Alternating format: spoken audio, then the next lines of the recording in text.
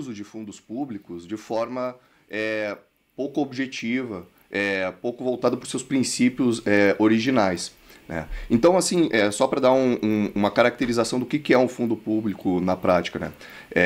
Ele é basicamente uma parte da estrutura do setor público, ou seja, ele não é um órgão, ele não é uma autarquia, não deveria ser, pelo menos, uma autarquia, né? Mas ele faz parte das dotações, né, do orçamento do determinado ministério, ou seja, ele faz parte da administração direta.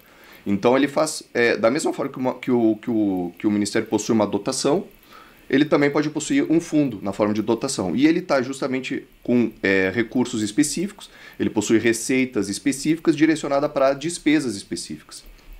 Então a ideia do fundo é principalmente de vincular algumas receitas para outras despesas. E essas despesas são normalmente alguma política específica prevista no fundo, né? E sobre essa questão dos diversos tipos, aí eu não sei se o Graciano concorda comigo, mas assim, uma forma de classificar, bem assim genérica, é dos fundos públicos e dos fundos privados, né? Ambos existem dentro do orçamento, eles estão com regras distintas, embora as próprias regras na administração financeira orçamentária são muito dispersas, né?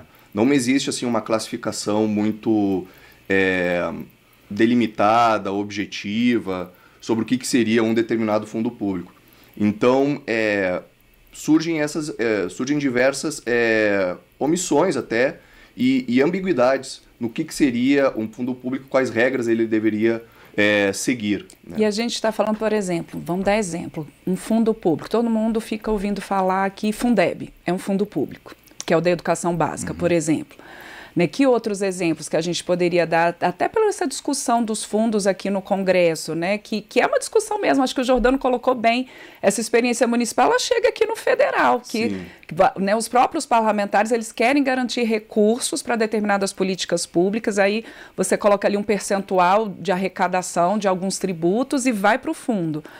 Além do Fundeb, que é tão comentado aqui, que outros vocês, no dia a dia mesmo da gestão, né, de análise da gestão orçamentária, veem assim como esses exemplos mesmo, né, recorrentes aqui? Então vamos lá, Ana. Bom dia aos nossos ouvintes Graciano. Também. Então, a palavra fundo, ela é usada de forma até, vamos dizer, um pouco criteriosa, Ana, quando se discute sobre orçamento público, a existência de fundos no orçamento, porque, por exemplo, a gente pode pensar no FNDE, o Fundo Nacional de Desenvolvimento da Educação, que é uma autarquia. Ele poderia ter outro nome, inclusive, se fosse para a gente pensar em termos mais didáticos. Ele não é um fundo, né? É uma autarquia, né? A gente poderia pensar em outro tipo de denominação, instituto, né? Por exemplo, se aplicaria mais ao status jurídico que ele ocupa.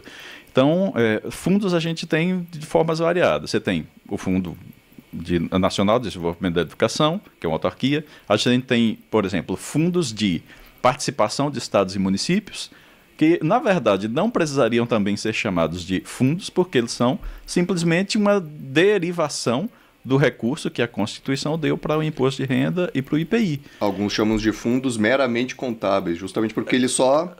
o dinheiro passa ali. Ele nem tem uma... Por exemplo, não é um fundo que tem uma cara muito... Olha, isso aqui serve para determinada política pública. Não, porque ele serve simplesmente para direcionar recursos para os entes subnacionais. Sim.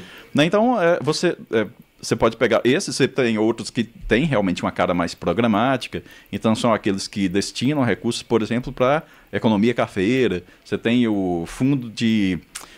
o nome específico agora me fugiu, mas o que favorece a lavoura do cacau na Bahia. Sim. Enfim, são algumas dezenas de fundos ainda existem no orçamento federal, mas isso já depois de uma grande redução, porque se a gente pensa em coisa de 40 anos atrás, por exemplo, a gente tinha centenas de fundos, né? Qual é a lógica de existir um fundo desse tipo, né?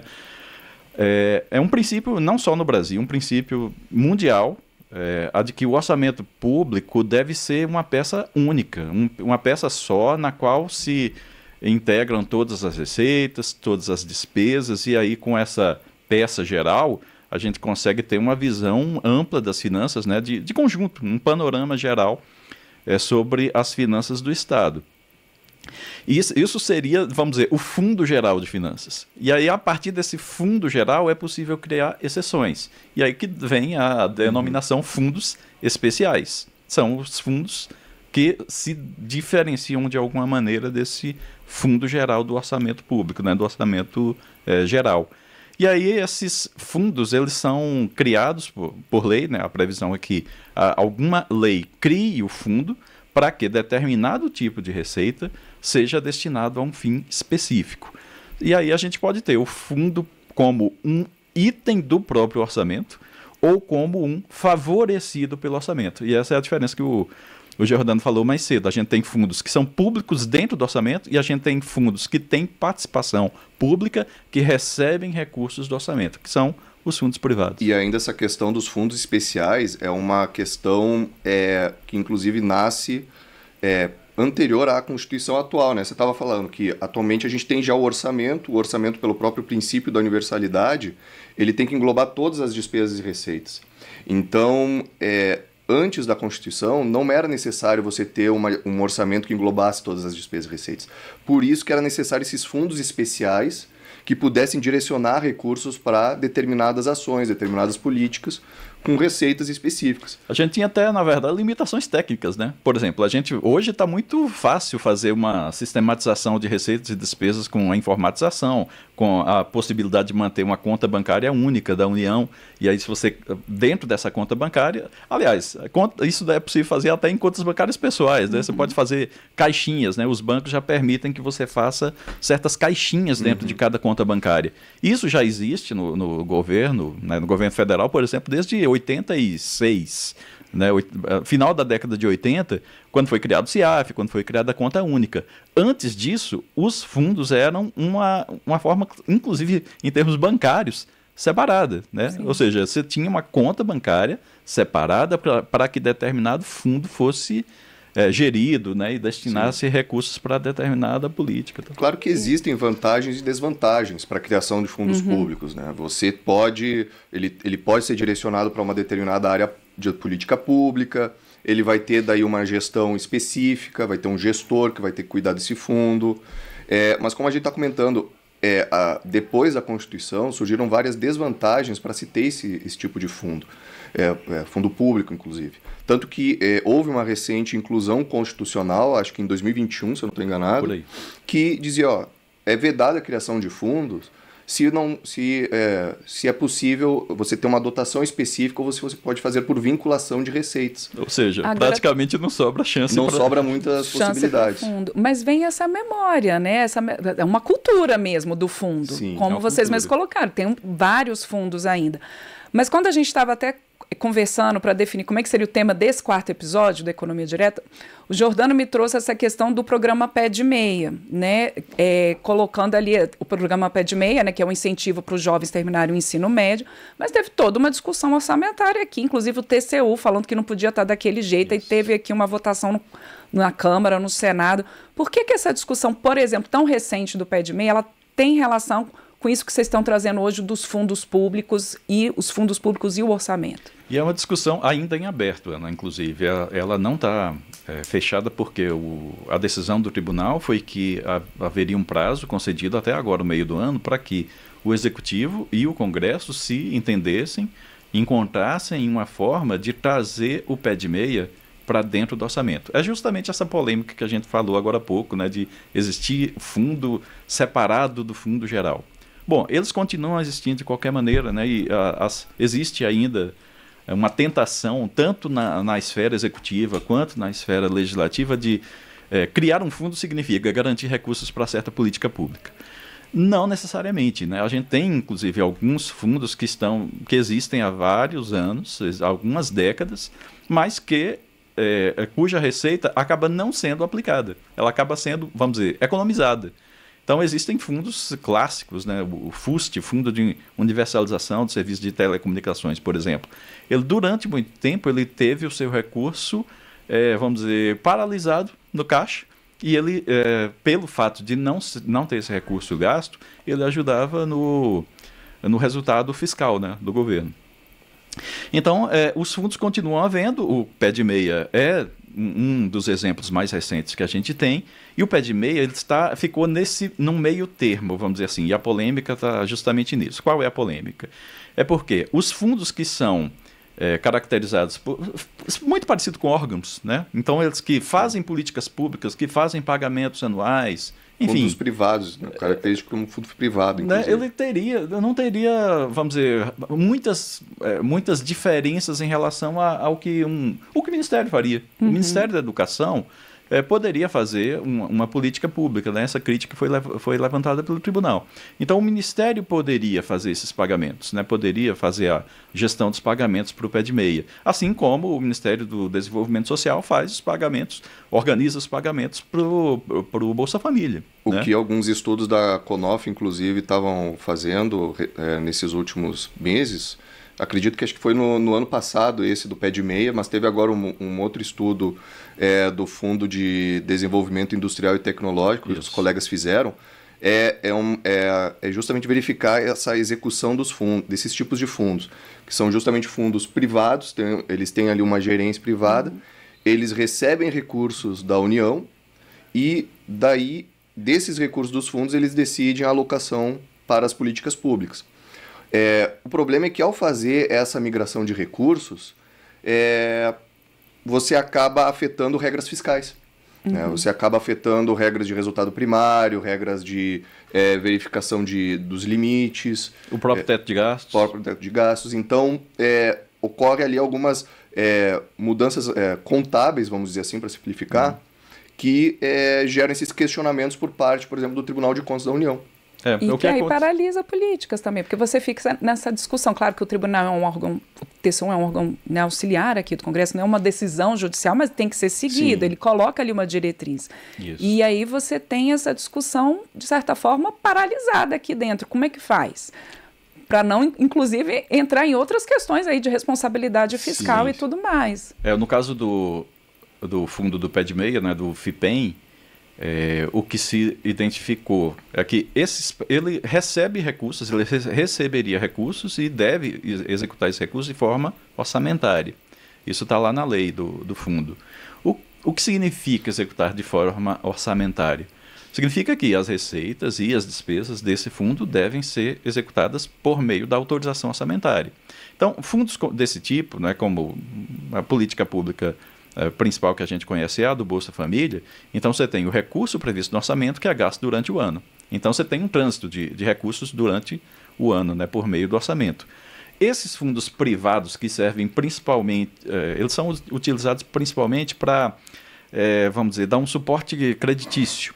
Né? Então você tem alguns fundos garantidores. O que é que o governo faz normalmente?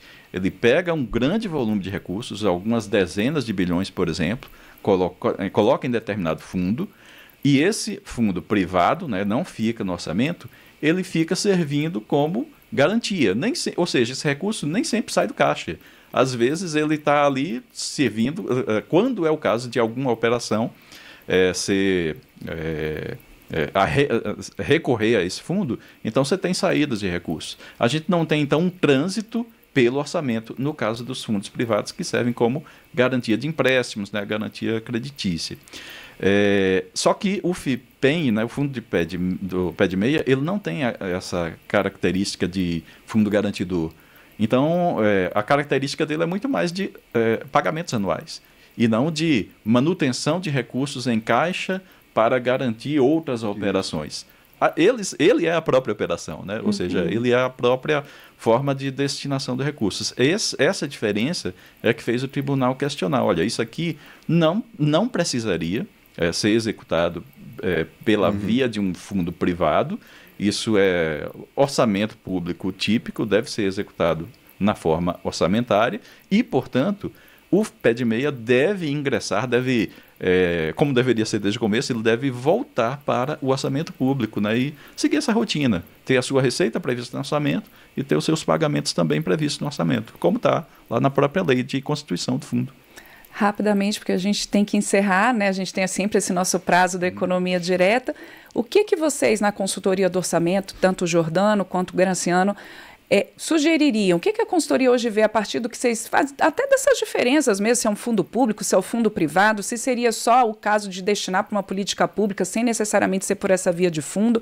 O que seria a melhor estratégia dentro de uma regra fiscal mais estruturada? Rapidamente aí os dois para a gente poder encerrar. Acho que vamos ver se o Graciano concorda comigo, mas era algo que eu já comentei no começo, é que essa ideia do fundo como o salvador da política é um mito.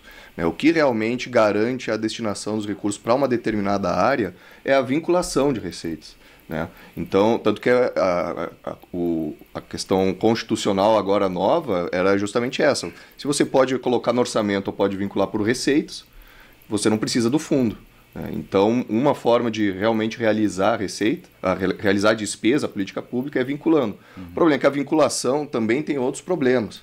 Né? Ela também gera algumas outras ineficiências, que a gente pode comentar em outro programa, inclusive. Isso. Mas é uma das formas, e a própria colocar no orçamento, né, que você estava comentando, me parece o que deixa de forma mais clara a execução, né, porque o orçamento autoriza essa despesa, ele vai garantir a sua execução, vai estar sujeita às regras como todas as outras despesas do orçamento federal, e vai também estar sujeita ao controle mais claro pela sociedade. Né? Eu acho que cabe a gente, na área técnica, né, que acompanha a questão mais de perto, de justamente trazer para quem tem o poder, né, de decidir, essa clareza, né, de que os fundos públicos eles tiveram essa importância toda no passado, que eles realmente significavam a destinação de recursos efetivos para determinada política, quando havia toda essa separação de recursos entre fundo especial e o fundo geral do orçamento. Hoje isso não existe mais, e é tanto que a legislação foi caminhando para cada vez mais dificultar a criação de fundos.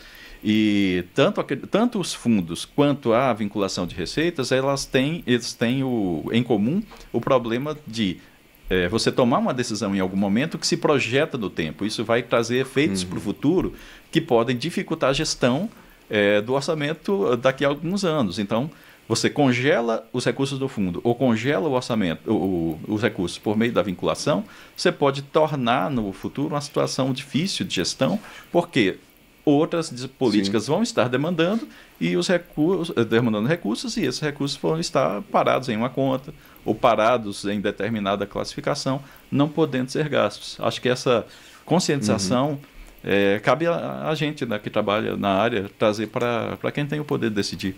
Certamente.